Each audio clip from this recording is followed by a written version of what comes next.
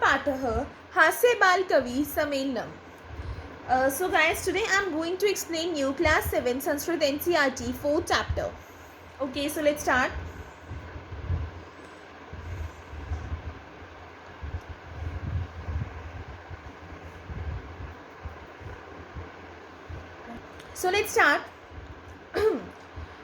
This is the हास्य बाल कवि सम्मेलन.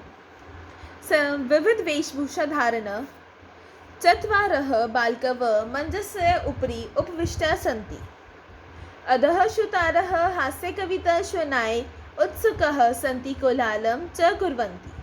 सरलार्थ, अनेक प्रकार की वेशभूषा को धारण किए हुए 4 बाल कवि मंच पर बैठे हुए हैं. नीचे श्रोताजन हास्य कविताएं सुनने के लिए उत्सुक हैं तथा वे शोर कर रहे हैं. Okay, now we will start. संचालकः अलम कोलाहलेन. संचालक कहता है शोर मत करो. अद् परम हर्षस्य अवसर यत् अस्मिन् कवि सम्मेलने काल्यापकाश भारतस्य हास्य कवि धुरंधरा समागता सन्ति. आज अधिक खुशी का अवसर है कि इस कवि सम्मेलन में काव्य का नाश करने वाले भारतवर्ष के श्रेष्ठ हास्य कवि आए हैं. एहि करतलध्वनिना वयम एतेषां स्वागतम कुर्मः. आइए हम तालियों के द्वारा इनका स्वागत करें. गजाधर सर्वे भयो रसिकेभ्यो नमो नमः. वैधराज मतलब अन्वय कहते हैं कि वैधराज यम इट मीन्स दैट सभी नीरस जनों को नमस्कार. गजाधर कहते हैं कि सभी नीरस जनों को नमस्कार. प्रथमं तावद् अहम आधुनिकं वैद्यम उद्दिश्य स्वकीयं काव्यं श्रावयामि. वैधराज नमस्तुभ्यं यमराज सहोदर. मैं हे वैधराज, हे यमराज के सगे भाई, तुझे मेरा नमस्कार है. यमस्तु हरति प्राणान वैदः प्राणान धनंची च. सर्वे उच्च हसंती. यमराज तो केवल प्राणों का हरण करता है. सभी जोर से हंसते हैं.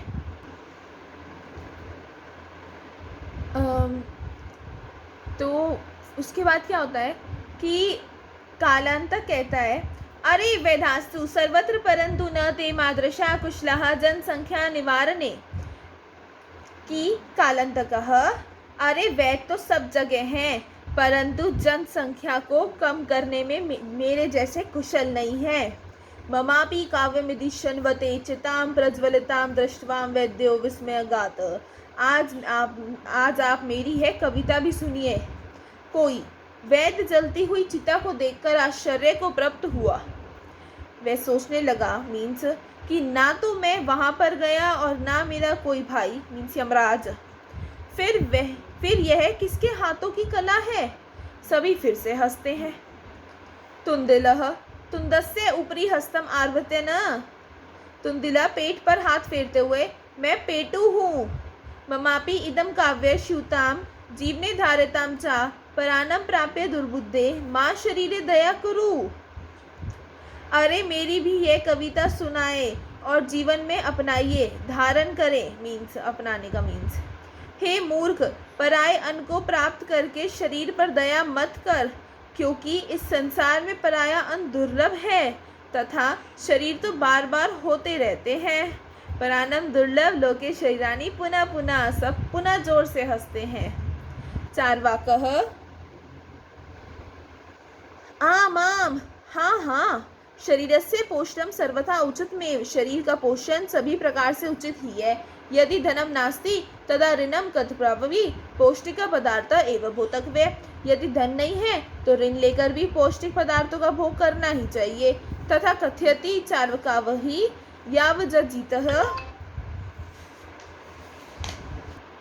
सुखम जीवेत ऋणम कृत्वा घृत पिबेत. अब वो कहता है और चार्वाक कवि कहते हैं जब तक जिए सुख से जिए, ऋण लेकर ही पिए. मतलब चाहे ऋण मतलब कर्ज लेकर भी पीना पड़े लेकिन जिए सुख से ही. श्रोतारः तहिर ऋणस्य प्रत्यर्पणम कथम. श्रोतागण कहते हैं तो कर्ज को कैसे लौटाया जाए. चार्वाका कहता है श्वेता मम अविष्टम काव्यम. मेरी शेष बची हुई कविता सुनिए. घृतम पीत्वा शमम कृत्वा ऋणम प्रत्यर्पये जनम.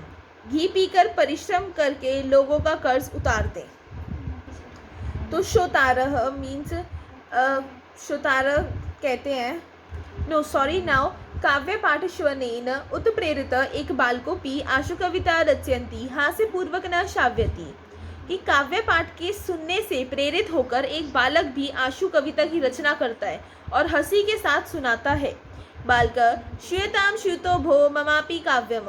बालक आप मेरी भी कविता सुनिए सुनिए सुनिए सुनिए।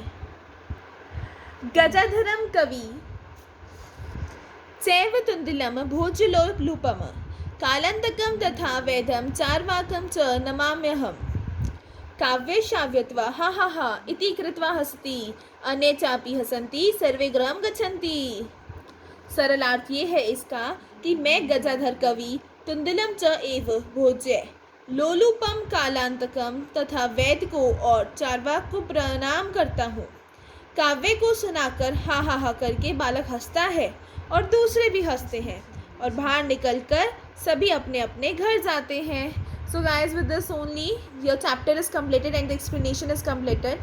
So if you have any confusion regarding to that, just please comment me in the comment section. Okay, thank you for your support. Please like and subscribe my channel.